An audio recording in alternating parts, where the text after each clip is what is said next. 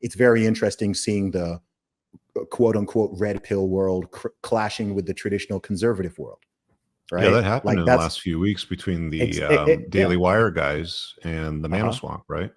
Yeah. So that's interesting because people are talking about the fact that you're going on Twitter and you're kind of just seeing like normal people even using the term red pill, right? Or they're talking about it like it's a brand new thing that just started up last year. Meanwhile, I mean, man, would you consider yourself red pilled?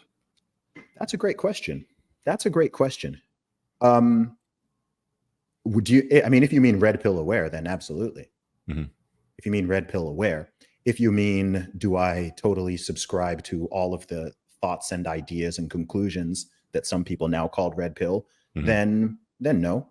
So there's a difference between red pilled and red pill aware. I think so. Yeah, I think so. I think when some people talk about red pill, and rightly or wrongly, I don't think that perhaps when the coin was termed by Rollo Tomasi or whoever else sort of popularized the term, I don't think the goal of it necessarily was for it to be sort of considered an ideology and a belief system. But I think we can also see that, at least for some people, it's sort of morphed into that, where it's like this whole basket of ideas, not just the analysis, but also the conclusion, right? So I think that most of the red pill analysis, not all of it, but I think most of it is accurate.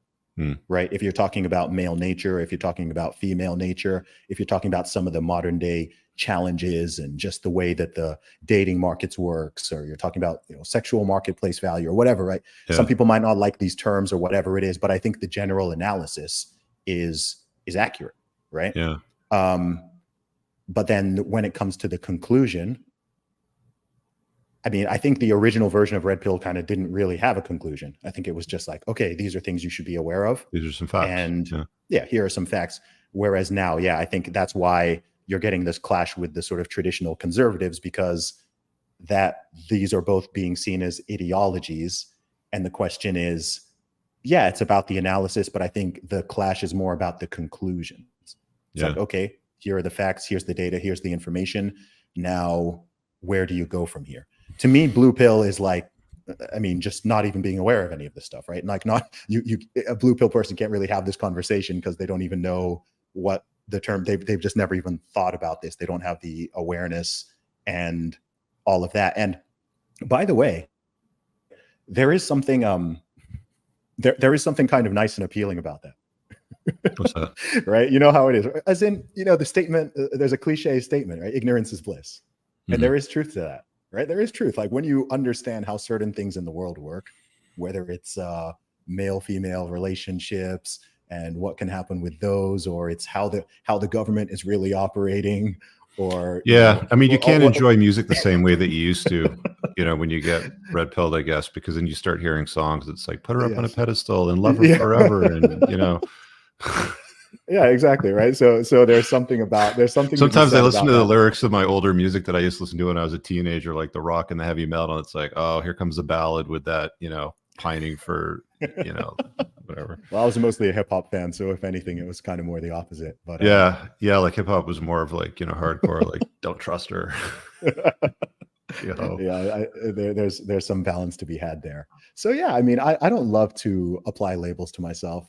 I even get people, are you a liberal? Are you a conservative? Are you, a libertarian? And I don't mind, like if someone said, oh, Zuby's red pilled, I don't take any offense to that. If someone's like, oh, you're a libertarian, or you're a conservative, or you're a classical liberal, whatever, I'm like, cool. If it makes it easier for you to sort of see me that way, then fine. But don't think that I'm going to sort of completely subscribe to a single tribe and just sort of play to that crowd and not say what I genuinely believe to be true. But like I said before, these pills, because they got white pill, black pill, purple pill, red pill, blue pill, green pills, orange pills, the God pill, the purple pill. Which one's green pill? I don't know green pill. I think green pill. What's green pill? I don't know. Something to do with some religion. I've lost track. There's so many of them. It's just green pill is Islam, right? Islam, yeah, maybe, yeah. So I just get like, I just push it all away. It's like, look, man, there's what I know to be the truth and what I know to be lies, and that's what plugged in versus unplugged is, and it's as simple as that for me. I don't want to keep all your pills. Like, what do you think of this pill story?